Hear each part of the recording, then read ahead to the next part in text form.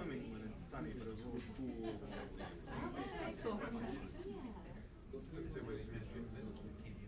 Yeah. It doesn't define what it is. It does. The thing is, it's defining what's humane here. I read part of this Right. We don't do part of this week's secret. You always count on like one by the secret plan. The question is, what's left out? How expansive a definition is it? Is there anything this is on Article 3 that each of these? Trade so far.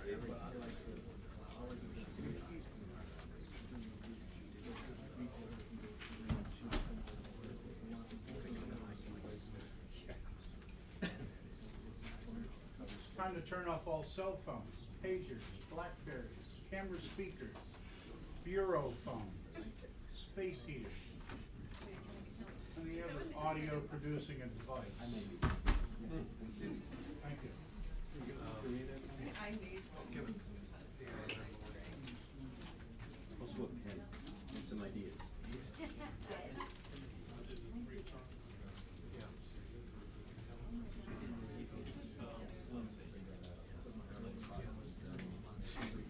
Nobody told me.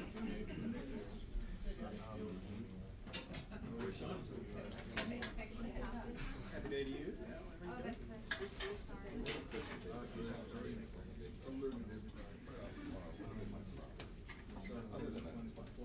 I hate the wide. They wanted mine. Makes more tension. They weren't sure they'd get a fair break by the replacement correspondent. You know, like your neighbors that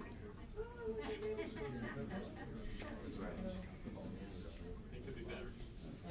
I'm a metrosexual. I'm modeless today.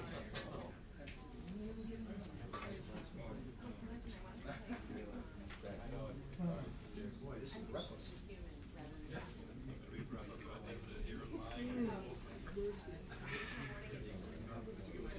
Yeah, I didn't open it up.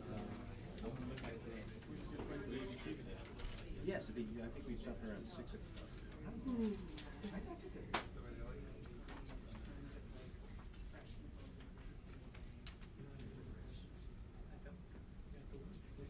How the hell am I supposed to know that? Yeah. And I never asked the ones you asked.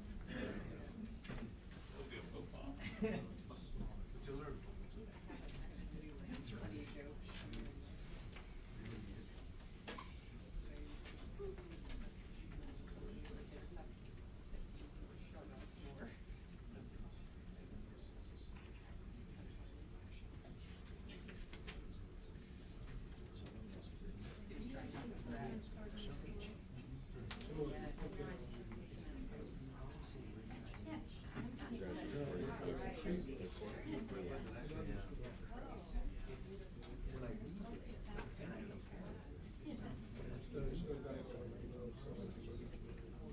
That is why.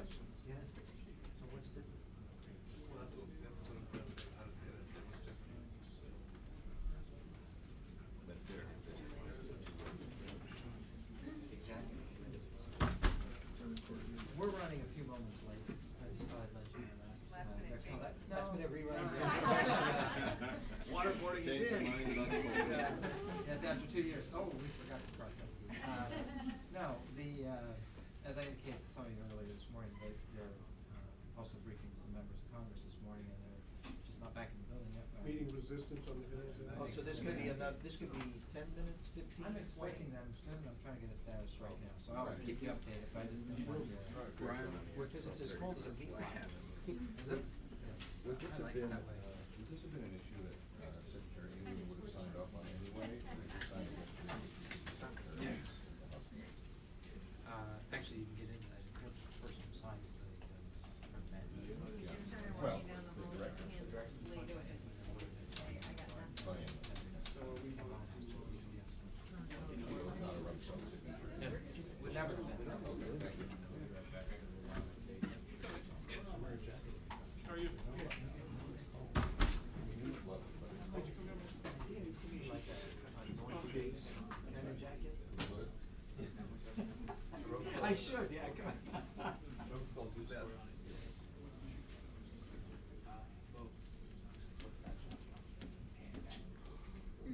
I'm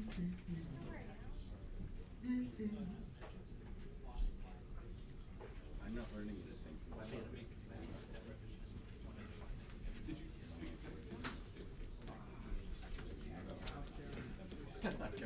guess the general guide.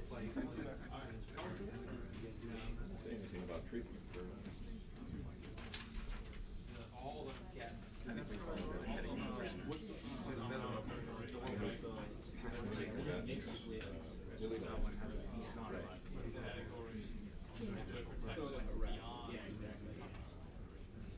And you were sort of catching up with the same family. How long was the story?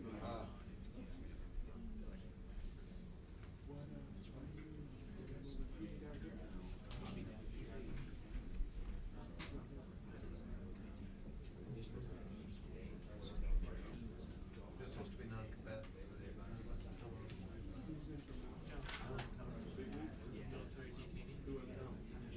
I don't know. But some are entitled to protections beyond, and some are still not prisoners.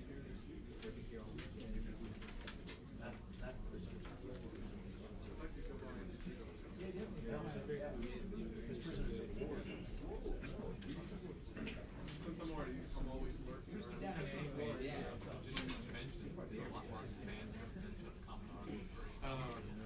Okay, cool. Well, if you're around, I might ask you.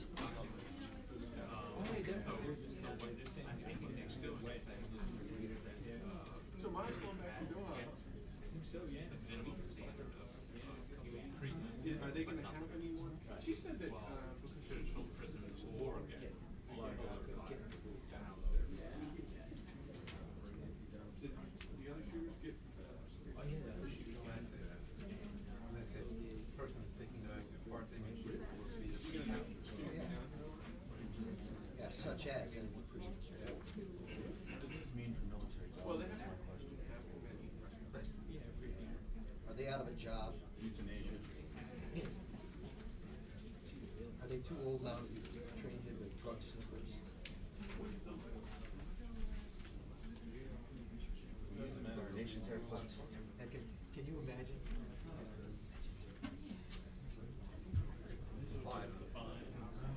There's a McCain video. The McCain amendment. Dragging his flag.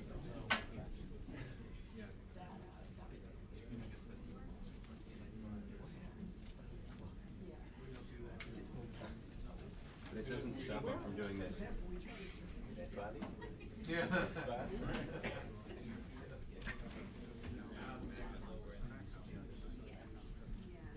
You could get any 7-year-old to come up with things that would like torture. I don't know, it's so Yeah.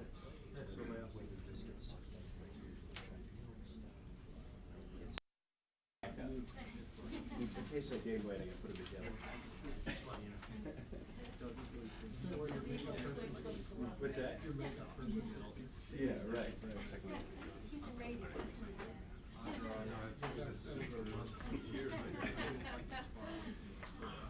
I've been telling Julie. As you've been kind of doing tomorrow. Yeah. Nobody wants to be associated. Elvis is in the building. So it's time to turn off your cell phones, pagers, camera speakers, Blackberries, space heaters, Hero phones. Mom, I'm gonna have to call you back. Cut your mother off.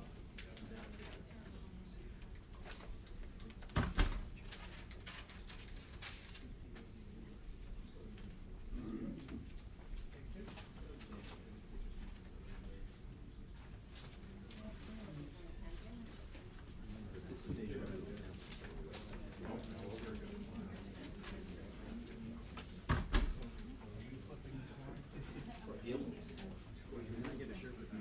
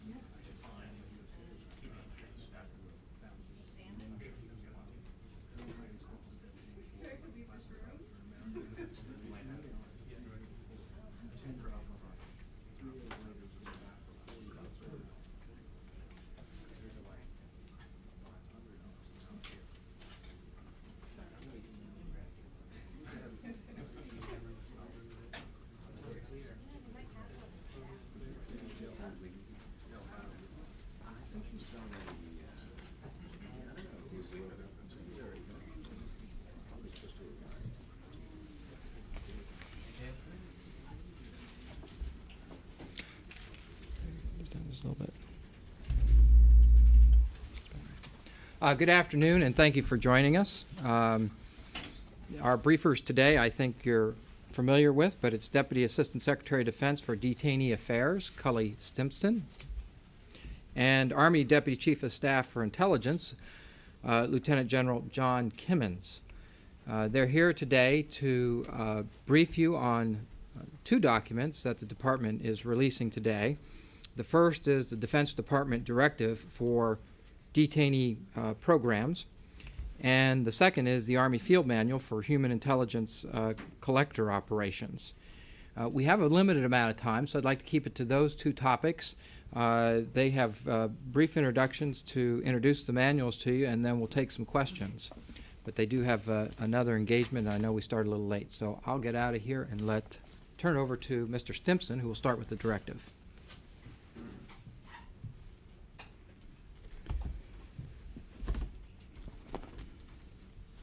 Good afternoon, everybody. My name is Cully Stimson. I'm the Deputy Assistant Secretary of Defense for Detainee Affairs. And today I'm pleased to announce the revised and reissued DoD Directive 2310.01E, or ECHO, entitled the Department of Defense Detainee Program. This revised directive provides the overarching DoD policy guidance on detention operations conducted by DoD worldwide. This directive, which I'll refer to as 2310, represents the culmination of over a year of discussion and debate within the Department and the U.S. government in developing a solid foundation upon which to build future detention operations policy. It represents the considered effort of many people in the United States government and the various components of the Department of Defense. It reaffirms our commitment in DoD to treat humanely those individuals under DoD control. The revision of 2310 took time, and it took time because it was important to get it right, and we did get it right. This directive historically has defined how the Department conducts detention operations in a traditional war. The revised version, the version before you today, sets forth the policies and responsibilities for all detention operations conducted by DoD, but provides the flexibility we need to fight any foe, while, as I said, affirming the values and practices that are at the heart of what we do. This directive is the cornerstone of DoD detention policy, and that's important to understand. The Army Field Manual, for instance, falls under this DoD directive. It sets out policy guidance for all DoD detention operations that is necessary and appropriate to ensure the safe, secure, and humane detention of enemy combatants, both lawful and unlawful, regardless of the nature of the conflict. It consolidates existing direction and instructions of the President and the Secretary of Defense and incorporates the lessons we have learned over the past few years in waging the global war on terror. It does so in a number of ways. It incorporates key policy changes recommended in the 12 major investigations conducted by DoD over the past 2 years. In fact, by publishing this document and the Army Field Manual, we will have addressed over 95% of the recommendations from those 12 major investigations since Abu Ghraib. I want to highlight 5 key elements of 2310. First and foremost, the directive describes the core policies that this department believes are critical in ensuring that all detainees are treated humanely and that the laws pertaining to detainee care and treatment are implemented. It incorporates the prohibitions against cruel, inhumane, and degrading treatment or punishment of the Detainee Treatment Act and articulates, for the first time in DoD history, a minimum standard for the care and treatment of all detainees.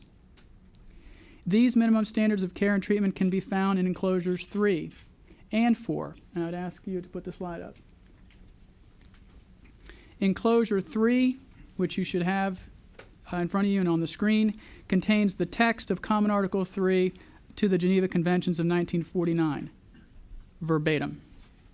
Enclosure 4 contains other requirements of the law of war we believe, as a department, are essential to ensure humane care and treatment of all detainees. Taken together, This is the baseline standard for care and treatment for all detainees in the custody and control of the Department of Defense. In addition to the baseline standard of care and treatment articulated in those two enclosures, some detainees, obviously those such as enemy prisoners of war or others with protected status in the Geneva Conventions, are entitled to additional protections. However, we sought to ensure that in this global war on terrorism, even when fighting unconventional forces, the Department articulated a minimum standard of care for all detainees. There are prohibitions in this directive, and they are as follows. Obviously, as I'd said before, cruel, inhumane, or degrading treatment or punishment, outrages upon personal dignity, in particular, humiliating and degrading treatment, murder, torture, corporal punishment, mutilation, taking of hostages, collective punishments, execution without trial by proper authority, threats or acts of violence, including rape or forced prostitution, assault and thefts, public curiosity, bodily injury, and reprisals. Additional prohibitions include being subjected to medical or scientific experiments and being subjected to sensory deprivation. The standard of humane treatment articulated in this directive reflects U.S. law and policy and provides detainees protections that reflect our values as Americans. And I'll tell you that, in my opinion, that our armed forces are doing a superb job handling detainees, and the standard of care and treatment that appears in this directive is actually second nature to them.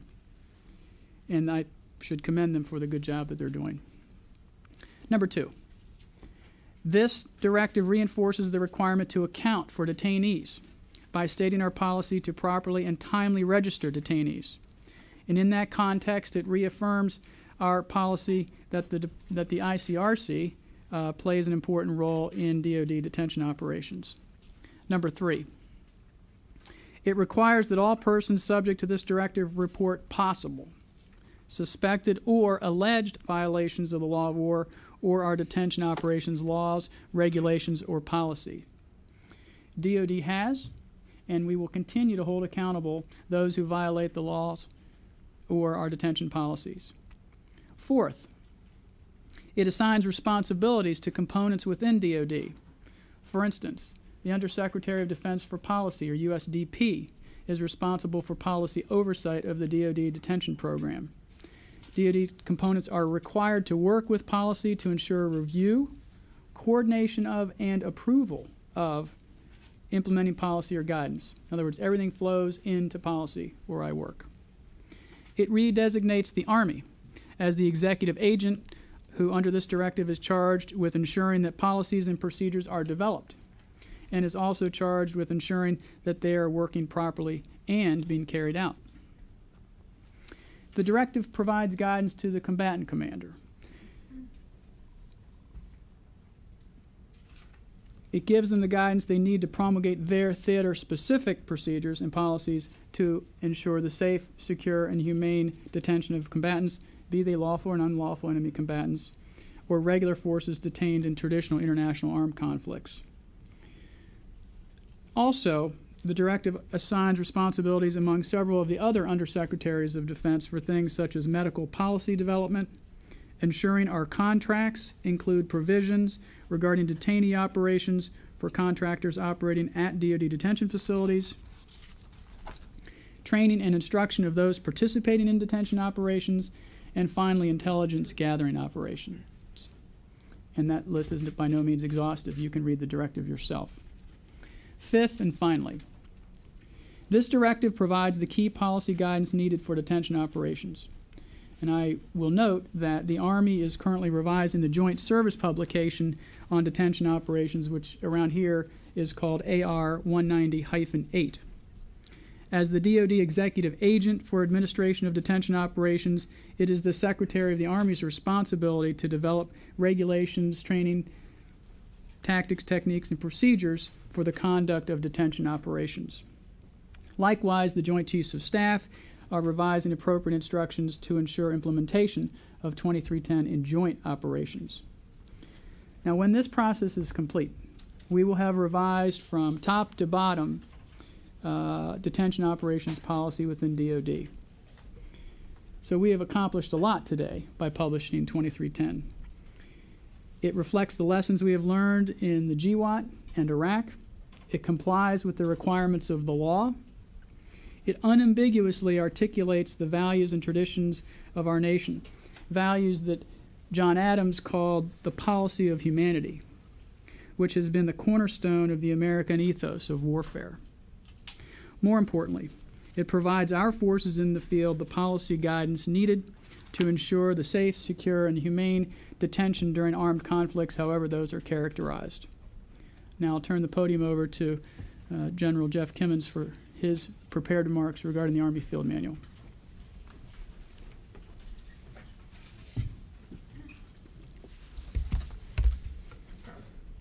Good morning. I'm Lieutenant General Jeff Kimmons. I'm the Army G2 Senior Intelligence Officer within the Army. I would tell you that by way of following Secretary Stimson, the Army has taken pretty dramatic steps over the last 2.5 years to improve our human intelligence capabilities and capacity, to include interrogation, but not limited to that. And by interrogation, I really mean getting truthful answers to time-sensitive questions on the battlefield.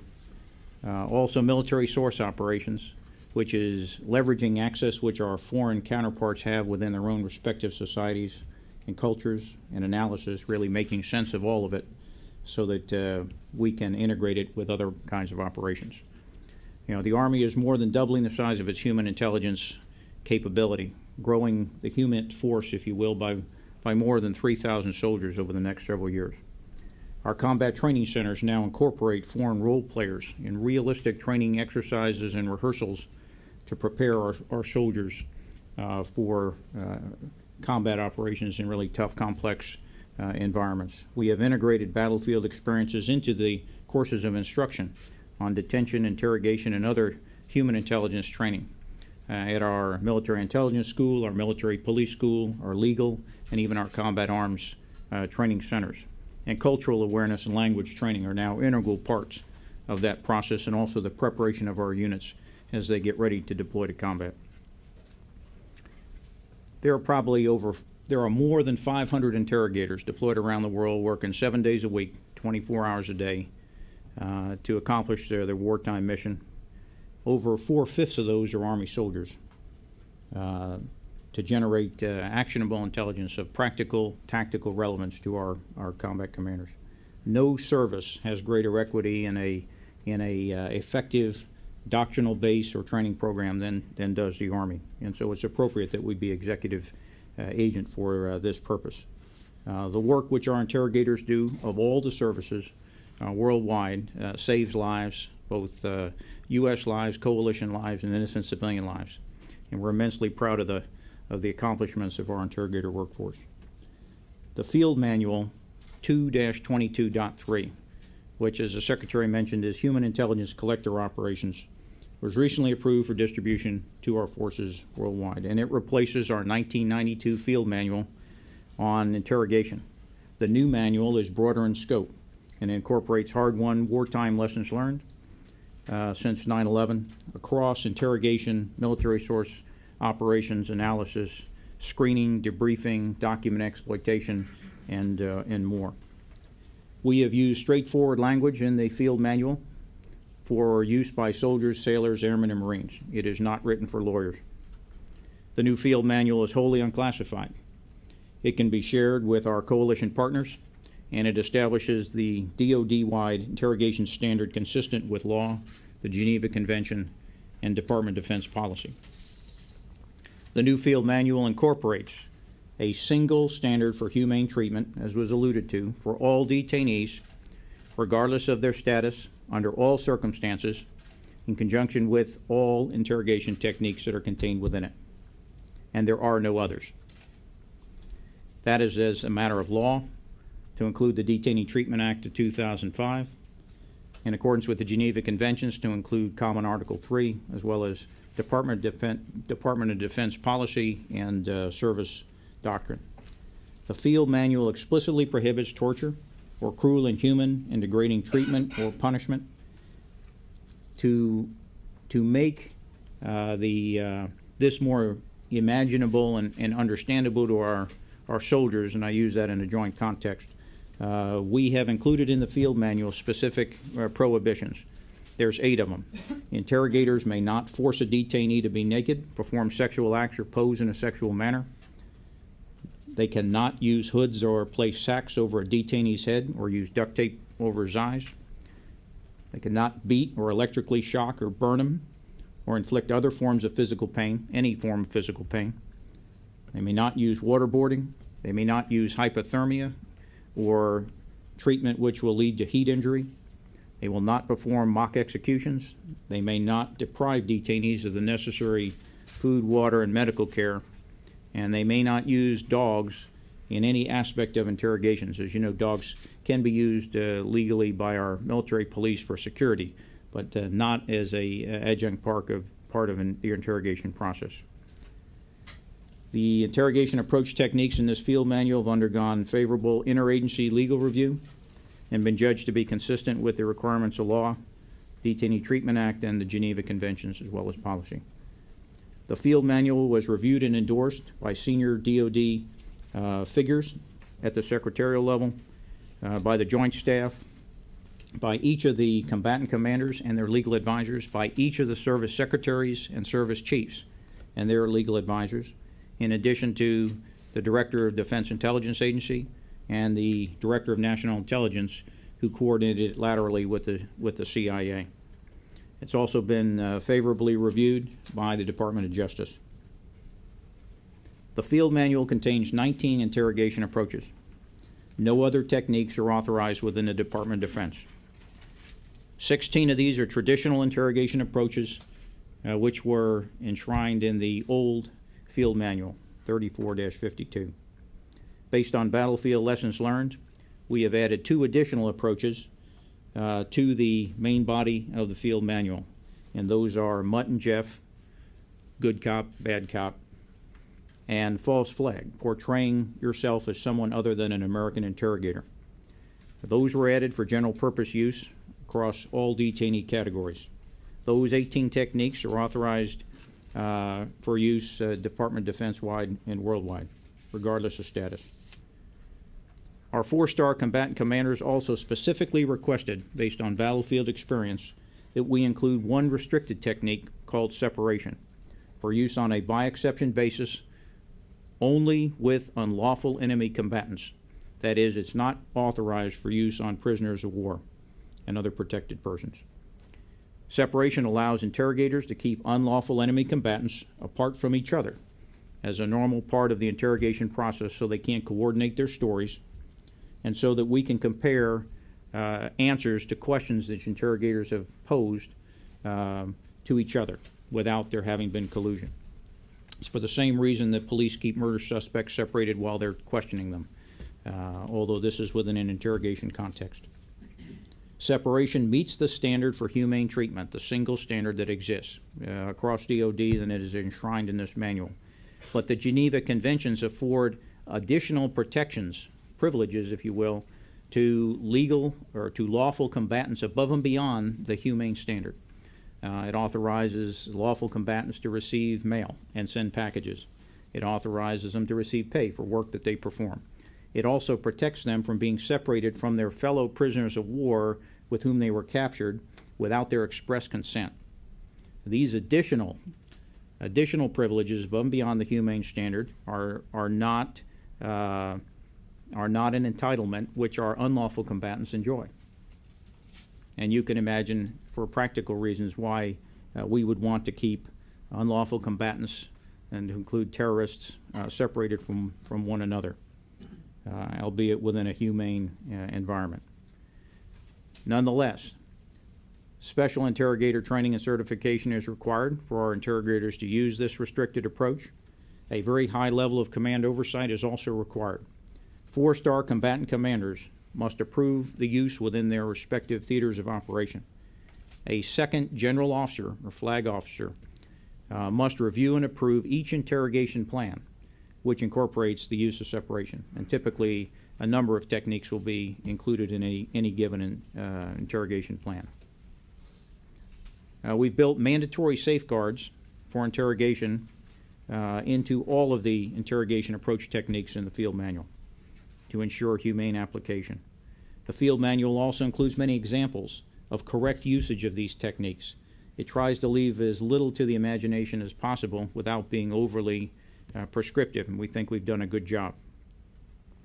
The field manual clarifies military intelligence and military police's roles, which are complementary but discrete in some important respects.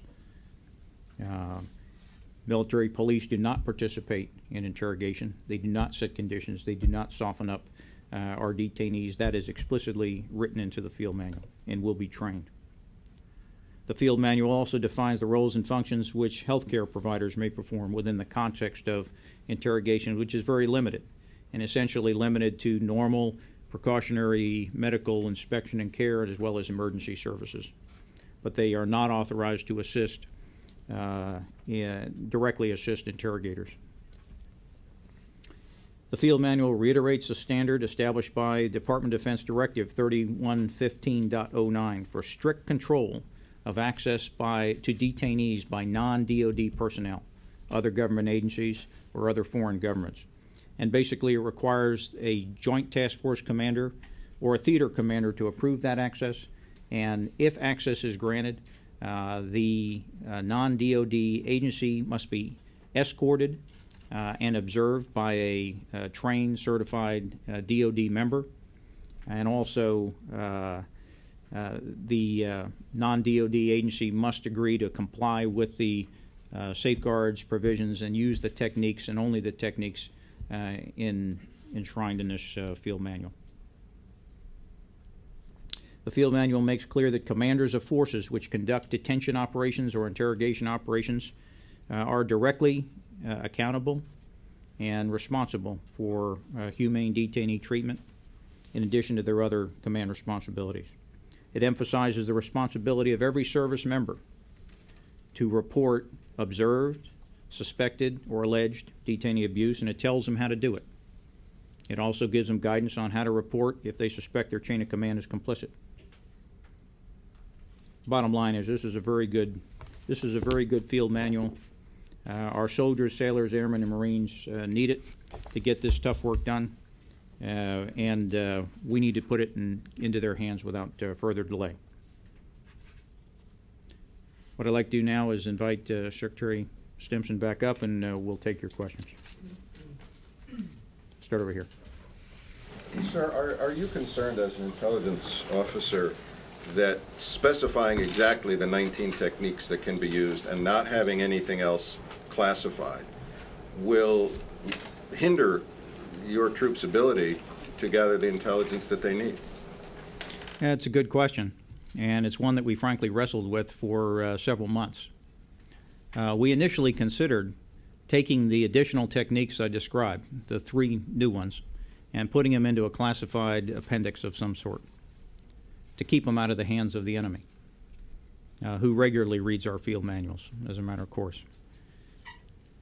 We weighed that against the needs for transparency and working openly with our coalition partners who don't have access to all of our classified publications, and also the need to be as clear as we can be in the training of these techniques to our own soldiers, sailors, airmen, and Marines, to reduce the risks of inadvertent migration from a classified domain into a unclassified text by virtue of them being separated. We also felt that even classified techniques, once you use them on the battlefield over time, become increasingly known to your enemies, some of whom are going to be released in due course. And so on balance, in consultation with our combatant commanders, we decided to go this route. We're very comfortable with it. So are our combatant commanders. Now, having said that, I just add, this manual is going to be revised on or at least reviewed for revision on an annual basis. That's no different than any other doctrinal publication. Based on battlefields, lessons learned, new policy which may come out, we may revise this and downstream. And so I think we have flexibility to make adjustments as required. Please. General, why was the decision made to keep these categories, the separate categories of detainees? You have traditional prisoners of war and then the unlawful enemy combatants. Why not treat all detainees under U.S. military custody the exact same way? Well, actually, the distinction is in Geneva, the Geneva Convention, which describes the criteria that lawful combatants, such as enemy prisoners of war, which attributes they possess. Wearing a uniform, fighting for a government, bearing your arms openly, and so on and so forth. It's all spelled out fairly precisely inside Geneva.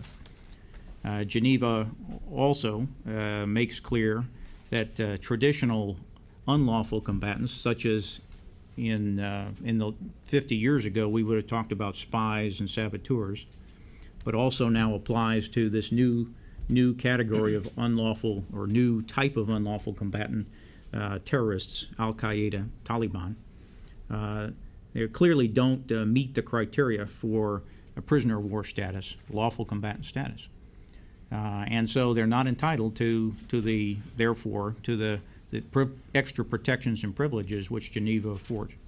And let me jump in, too. It's important to remember that for the first time in DoD history, here we are establishing for all detainees, regardless of their legal status, a baseline standard of care and treatment. And those are the standards announced in and shown in Enclosure 3 and 4. So Common Article 3 plus the additional protections articulated in Enclosure 4. So with respect to how they're treated at a minimum, there is no difference. But people earn their rights into certain categories in the Geneva Conventions. And as the General said, an enemy prisoner of war is a person who abides by, among other things, the laws of war, fights for a country, open arms, wears a uniform, etc. But you have to differentiate between legal status and then standard of care and treatment. Does the directive change the policy on detention operations or merely define it more clearly? The directive lays out the overarching policy guidance to combatant commanders and the Department of Defense. It clarifies the older 1994 policy. The 1994 policy was written mainly with enemy prisoners of war in mind, not this category of non-state actors with global lethality, here unlawful enemy combatants. And so it incorporates those lessons learned. It is applicable to today moving forward. So that's the answer to that question. The policy is not different, it's just applied more broadly?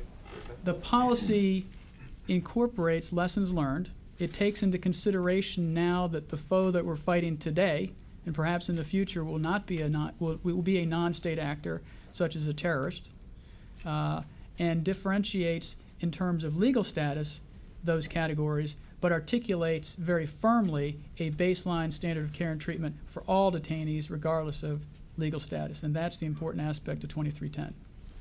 Sir, some legal experts on Common Article 3 suggest that solitary confinement is banned by Common Article 3 in the front to human dignity and other provisions. Are you confident that separation is permitted under Common Article 3? Yes. And not only am I satisfied, because it doesn't matter necessarily what I think, the service JAGs are believe that. The Department of Justice Office of Legal Counsel believes that. The combatant commanders believe that through the advice of their legal counsel, and the various departments within the United States government who have looked at this also believe that. Does separation mean solitary confinement, or does it mean a different thing? Separation does not mean solitary confinement. Separation, as anticipated and announced in Appendix M of the Army Field Manual, is a specific interrogation technique, and I'd ask Jeff to sort of explain how we got there. And we have always segregated enemy combatants on the battlefield at the point of capture and beyond to keep them silent, segregate the officers from the enlisted, the men from the women, and so forth.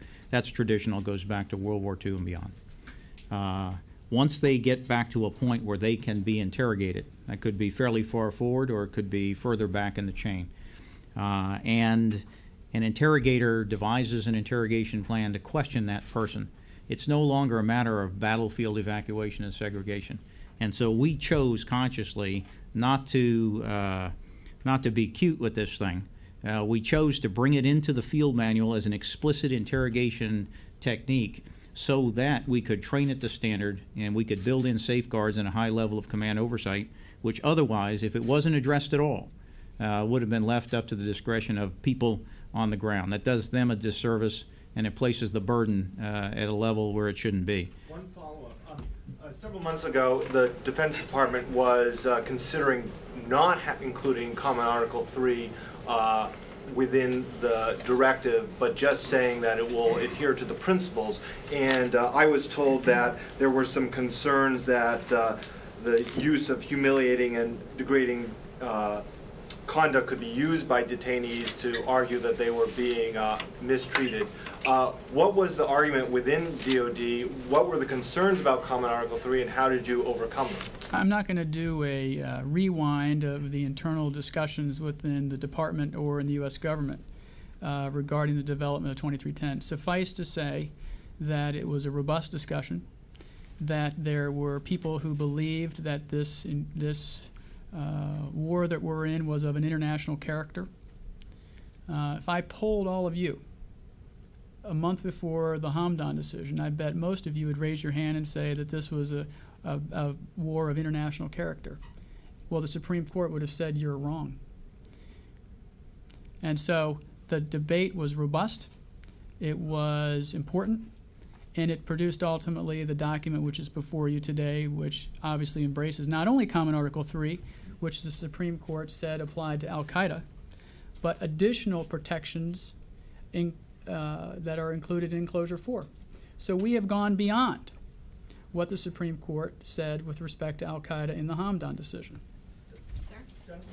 Does the manual set limits on the use of separation, time limits, or does it specify, how to ensure that this doesn't become long-term? Yes, it does. We have. That was one of the reasons we brought it into the manual.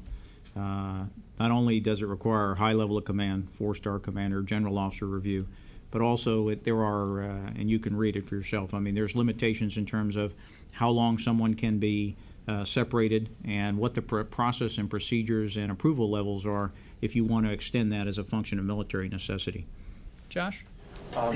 General and Mr. Stimson, some of the tactics that were used in particular in Guantanamo Bay that were considered by investigators to be abusive when used together are now prohibited. For example, the use of nudity, hooding, that sort of thing. In looking at those particular tactics and now not being able to use them, does that limit the ability of interrogators to get information that could be very useful? In particular, on one detainee in Guantanamo Bay, some of those tactics that are now prohibited were deemed to be very effective in getting to that information. Also, are there going to be safeguards to prevent, whether it be interrogators or commanders, from interpreting the tactics that are approved in ways that could be considered abusive, as those were, some of those tactics were derived from standard interrogation tactics? Well, let me answer the first question. That's a good question. I think I am absolutely convinced the answer to your first question is no. No good intelligence is going to come from abusive practices. I think history tells us that. I think the empirical evidence of the last 5 years, hard years, tell us that. So, and moreover, any piece of intelligence which is obtained under duress, through the use of abusive techniques, would be of questionable credibility, and additionally, it would do more harm than good when it inevitably became known that abusive practices were used. And we can't afford to go there. Some of our most significant successes on the battlefield have been, in fact, I would say all of them, almost categorically all of them, have accrued from expert interrogators using mixtures of authorized, humane interrogation practices in clever ways that you would hope Americans would use them to push the envelope within the bookends of legal, moral, and ethical. Now is further refined by this field manual. So we don't need abusive practices in there. Nothing good will come from them. And Josh, let me add another piece to that. Obviously, because of the Detainee Treatment Act of 2005, the Army Field Manual now is in effect law, the law of the land. I can tell you I'm not an interrogation expert. I'm just a lawyer who happened to end up in a policy job. But as a prosecutor in my former life, and when I spend time in Guantanamo talking to the interrogators there, they'll tell you that the intelligence they get from detainees is best derived through a period of rapport building, long-term rapport building, an interrogation plan that is proper, vetted, worked through all the channels that General Kimmons is talking about, and then building rapport with that particular detainee. So it's not like Sipowicz from the TV show where they take them to the back room. You're not going to get trustworthy information, as I understand it, from detainees. It's through a methodical, comprehensive, vetted, legal, and now transparent, in terms of techniques, set of laydown that allows the interrogator to get the type of information that they need. What about safeguards for interpretation? As, again, some of those tactics originally were derived from very standard, straightforward approaches. Is there something in the field manual that deals with that? We've infused into it a number of text boxes. For example, there's one on impermissible coercion. I can coerce you to stand in the corner. It's not impermissible. It's authorized. So we've tried to describe those, I guess, what you'd call gray areas, as best we can. And we've discussed back and forth and polished the wording on those to make it as clear and crisp and unambiguous as possible. I think we've done a pretty good job. Going on that point, where you're talking about making it as clear as possible, can you touch on some of the approved interrogation techniques and how you've put it from lawyers' terms to soldiers' terms so they can understand them? Well, I mean, we have infused into this thing examples. I mean, when we describe a technique, you will see repeatedly in the field manual, in the text, where it says, for example, tells you what to do and what's approved, and it describes the use of a technique, and then it says, for example, and then it talks to a real-world example of when something has worked, where it's been proven to be effective, and when it's or proven to be ineffective or counterproductive. Of the 16 techniques that are still approved. Oh, well, all of the techniques that were in the old field manual are still approved. There were 17. We combined 2 of them into 1. That's why there's 16 that were carried forward. But if you have a copy of the old field manual, it's exactly the same techniques. All we have done is expand on them and make them more comprehensive, if you will. And then we added those 3 that I described before. General, as an expert in interrogations, do you believe that sensory deprivation was abusive? Or did it ever prove to be helpful in interrogations? Sensory deprivation is abusive and it's prohibited in this field manual. And it's absolutely counterproductive, as in my understanding of what we have used productively. Sensory deprivation, just to be clear, and we define it in the field manual, but basically it comes down to the almost complete deprivation of all sensory stimuli, light, noise, and so forth, and to the point where it can have an adverse mental, psychological effect on a disorienting effect on a detainee. So could there be deprivation of light alone for extended periods of time, as opposed to complete sensory deprivation? I think the total loss of an external stimulus, such as deprivation of light, would not fit what we have described here as, for example, if you're hinting about separation. Separation does not involve the darkness or lack of that type of sensory stimulation. That wasn't the question, though. Would the deprivation of light alone be permitted under the current manual? As opposed, because you described sensory deprivation as total deprivation. That's correct. Of all sense. So deprivation of light alone for extended periods would be permitted. I don't think the field manual explicitly addresses it. It does not make it prohibited. And it would have to be weighed in the context of the overall environment. If it was at nighttime during sleep hours, then it would make perfect sense to turn the lights off. You know what I'm talking about. I'm trying to get at, because you said specifically total sensory deprivation. So deprivation of any one sense might be permitted. Like light, for example. They could be kept in the dark for extended periods of time, beyond the usual nighttime hours. Jim, questions like this are good questions to ask. And what's important to remember is that interrogation plans are put together for a reason, so that not just one person can decide what he or she wants to do and then run off and do it. They're vetted. It's laid out how they're vetted. General Kimmons could go into that in exhaustive detail. Typically, there would be a JAG, as I understand it, General Kimmons, That's who would correct. have to review that. It goes up through various chains of command. And so, the types of questions like this would have to be asked and then vetted through that process. And how does this affect the attempt to gain real-time actionable intelligence during, like, for example, battlefield interrogations? Well, interrogations can occur at any level where there's a trained and certified interrogator, and that could be at the point of capture, although more commonly it's further back in the process. Every soldier, regardless of his skill set or military occupational specialty, can perform direct questioning. So infantrymen can perform direct questioning of someone they've detained.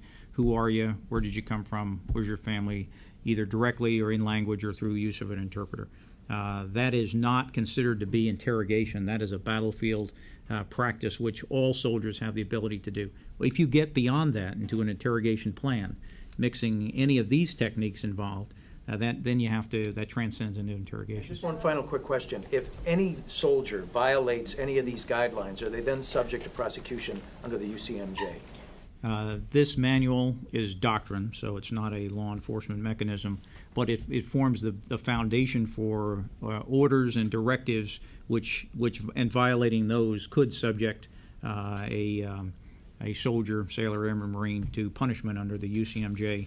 And since this enshrines law, Detainee Treatment Act of 2005, Geneva Conventions, violation of those, to the extent that those are in contravention to directives, SOPs, and lawful orders, could result in punishment. General?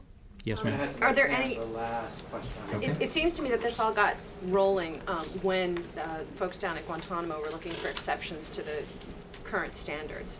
Does this field manual prevent that from happening again? Wholly separate from the annual review that you talked about, is there any possibility that somebody can again come to Secretary of Defense and say, look, we need a little bit more latitude? I defer to Secretary. There's no provision for exceptions to this field manual. Was there a provision for the exception? Was there a provision in the last field manual? And how did we get here from there? Well, I think we got here, if you're talking about the transgressions and mistakes that were made in the past, those were not people complying with the old field manual. Those were people who were abusing prisoners, sometimes in conjunction with interrogation and sometimes outside of the interrogation envelope, in a willful, malicious manner. I think that they thought that they were doing it not in a willful, malicious manner. They went to the OASD and said, we need extra latitude. Remember, because of the Detainee Treatment Act of 2005, this field manual is law. And the directive and the field manual have no provisions for waivers from the Detainee Treatment Act. And were there provisions for waivers before? I'm just unclear as to what the status of this was before. I'm aware that waivers were asked for, but I don't know the answer exactly to your question, how you phrased it. All right. Thank you, Pete. Thanks very much.